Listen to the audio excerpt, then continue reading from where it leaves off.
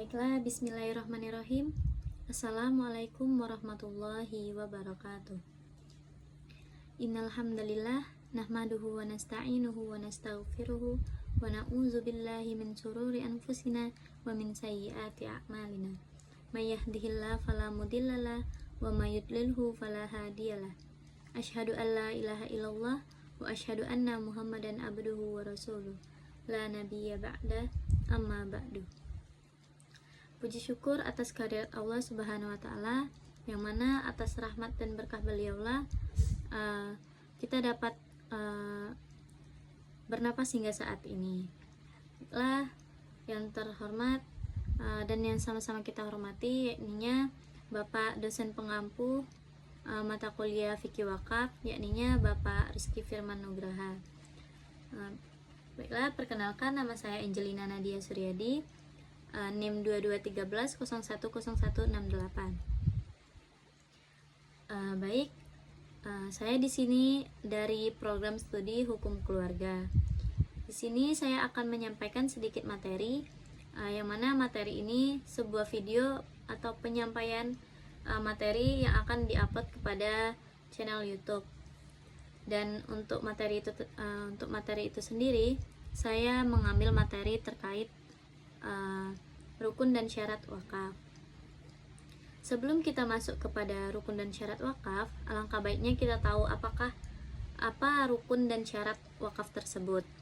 Untuk rukun ialah unsur penting yang harus ada agar wakaf itu sah, seperti wakif, maukuf alaih, sama sigot atau ikrar wakaf.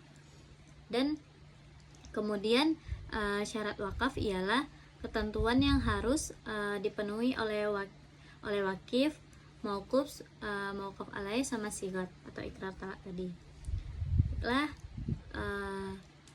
Setelah dari pengertian, maka kita masuk kepada rukun. Baiklah, terkait rukun dan syarat wakaf, para ulama berbeda pendapat. Bahwasannya yang pertama yaitu ada ulama Hanafiyah yang mengatakan bahwasannya rukun wakaf yaitu cukup dengan sighah, karena itu sudah mencakup kepada substansi wakaf dan maknanya.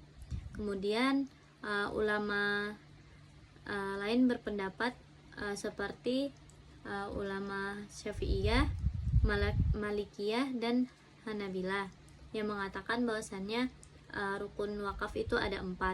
Yang pertama yaitu ada wakif, orang yang berwakaf, yang mana orang yang berwakaf ini wajib memiliki harta yang akan diwakafkan. Kemudian ada maukuf. Maukuf ialah harta yang akan diwakafkan. Harta yang akan diwakafkan di sini harus jelas kepemilikannya, atau milik barang atau benda itu kepemilikannya sendiri. Kemudian ada maukuf alaih. Maukuf alaih ini orang yang menerima wakaf. Orang yang menerima wakaf itu juga bisa orang tertentu dan juga bisa orang yang tidak ditentukan. Kemudian ada yang terakhir yaitu ada sighah, lafaz atau ikrar dari wakaf tersebut.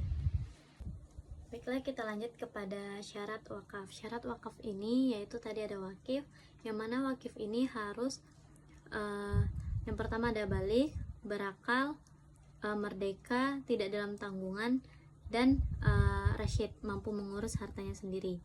Balik ini bisa dikatakan balik yaitu dia sudah bisa membedakan yang mana yang baik dan yang mana yang buruk, dan kapan dia akan melaksanakan wakaf dan kapan tidak terlaksananya wakaf. Kemudian berakal di sini yang dimaksud tidak dalam gangguan jiwa atau lagi sakit amnesia atau kayak mana, seperti itu. Jadi selanjutnya itu ada merdeka, tidak dalam perbudakan. Kemudian yaitu ada tidak dalam tanggungan orang lain. Maksudnya di sini dia sudah berpijak kepada kakinya sendiri dan mampu mewakafkan harta yang ia punya. Kemudian ada rasyid tadi. Rasyid ini dia mampu mengurus hartanya sendiri. Kemudian kita lanjut kepada mauquf.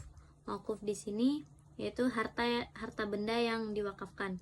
Harta benda yang diwakafkan ini ialah harta itu tidak dapat habis dan bermanfaat. Mungkin itu. Lanjut kepada mauquf alaih. Mauquf alaih ini orang yang menerima wakaf.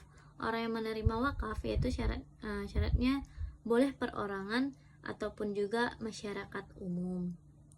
Kemudian sigoh di sini harus berlafaz secara jelas, tidak bertele-tele dan tidak ada keraguan di dalamnya. Kemudian itulah rukun dan syarat dari wakaf.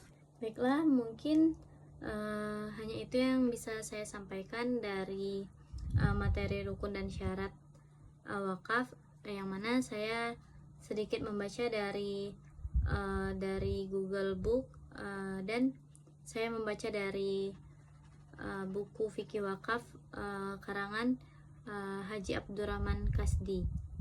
Mungkin sekian dari saya. Jika ada salah saya mohon maaf. Wabillahi taufik wal hidayah. Wassalamualaikum warahmatullahi wabarakatuh.